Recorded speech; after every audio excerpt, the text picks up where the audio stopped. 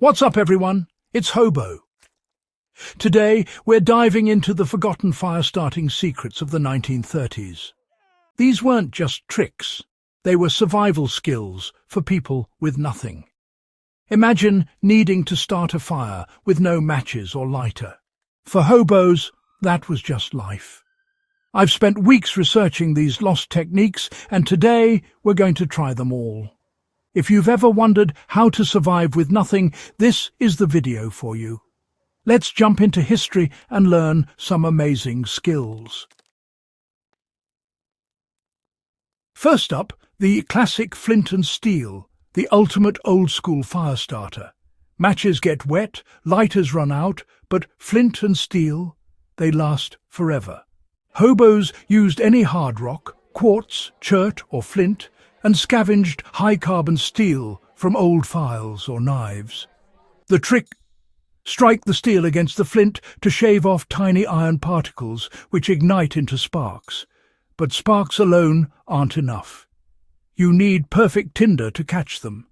Hold the flint steady, strike with confidence, and direct the sparks into your tinder bundle. It takes practice, but once you get the rhythm, it's pure survival. I've got a piece of quartz and an old file, plus some dry grass and lint. The goal: get a spark to land and smoulder in the tinder. No modern tech, just skill and patience. Let's see if I can do it. After a few strikes, sparks are flying. It's all about aiming them right into the heart of the tinder. The wind and moisture make it tricky. Everything has to be just right. There, we got one. It's glowing. Now gently blow to bring it to life. This is how you turn junk into survival. Flint and steel. Simple, reliable, and timeless. Sparks from flint and steel die fast, but hobos had a secret char cloth. It's just cotton cloth, cooked in a tin with a tiny hole, turning it into pure carbon. Char cloth catches a spark instantly and smoulders, not burns, giving you time to build your fire. Making it is easy. Pack cloth in a tin, poke a hole, cook in the fire, and wait for the smoke to stop. The result: black, brittle cloth that's fire-starting gold. One spark and it glows red-hot. Place the glowing char cloth in your tinder bundle. Gently fold the tinder around it and blow softly. The ember grows, smoke rises, and suddenly, flame. Char cloth made flint and steel, fast and reliable.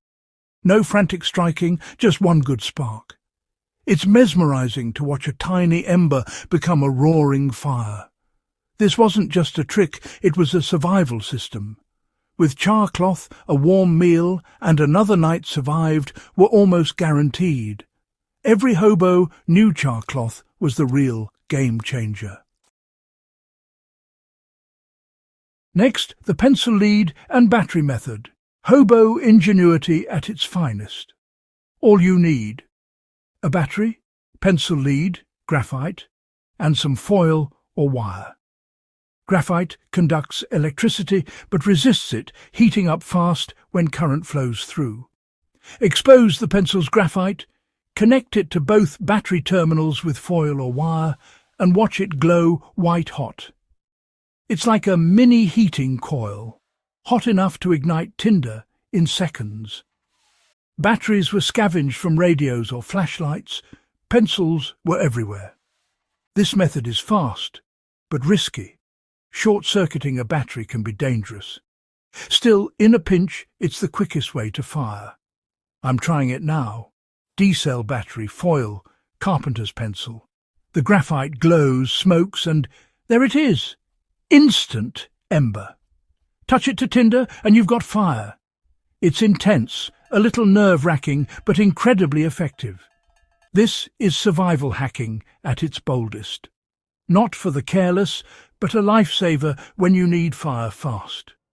The pencil and battery trick, pure hobo genius. Who knew a pencil could save your life? Let's move to the next wild method.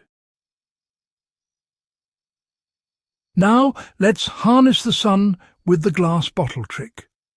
It's like using a magnifying glass.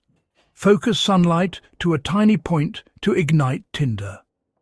Hobos improvised with the curved bottom of a bottle, a jar shard, or even clear ice.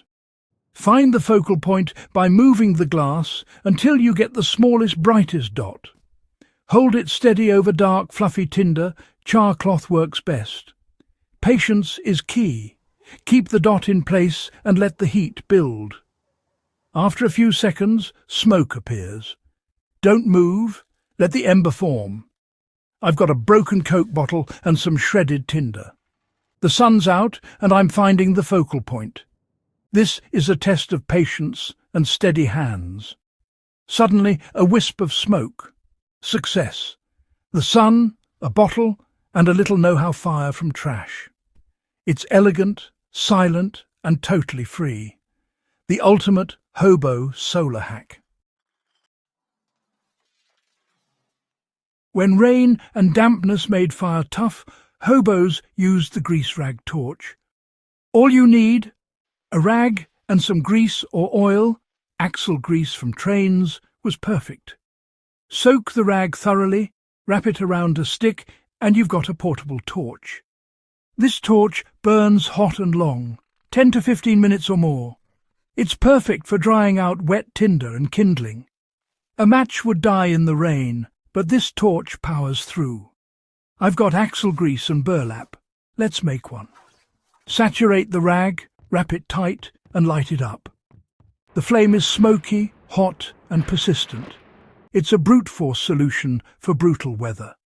This torch could mean the difference between freezing and surviving. Simple, powerful, and made from scraps. The grease rag torch, the hobo's answer to bad weather. Let's see how long it burns. Matches were fragile, so hobos made matchstick bundles for reliability. Bundle 3 10 matches together, align the heads and tie them with thread or cloth. Strike the bundle and you get a powerful, wind-resistant flame. The combined heat lasts longer and lights tinder even in tough conditions. It's perfect for damp or old matches. One lights, they all light. I'll test it, 1 match in a breeze, out instantly. Now a bundle of 10, big flare, lights the tinder. This simple hack turns weak matches into a survival tool. No wasted resources, just smart use of what you have. The matchstick bundle, small change, huge impact. It's a perfect example of hobo problem solving. Never underestimate the power of numbers. Let's try the next upgrade. Early pocket lighters were unreliable, but hobos made them work. They wrapped lighters in cloth or leather to slow fuel evaporation. If the wick burned out, they'd replace it with cotton string or a shoelace. Wind was a problem, so they built wind guards from tin cans. These simple mods made cheap lighters usable in any weather. The ultimate hack homemade trench lighters, just a tube, cotton wick and fuel. Light it with flint and steel and you've got a reusable match. Even a vial with a wick could become a lighter. These DIY lighters were a symbol of hobo independence. I've got a vintage lighter, tiny flame, blows out easily. I'll add a tin can wind guard and test it. Before, useless in wind. After, solid flame. This is what survival is about. Improving gear with scraps. Hobos didn't just survive, they innovated. Let's wrap up with what we've learned. And there you have it, 7 forgotten hobo fire tricks that actually work. From flint and steel to pencil and battery, these methods show true ingenuity. Learning these skills connects us to a history of survival and creativity.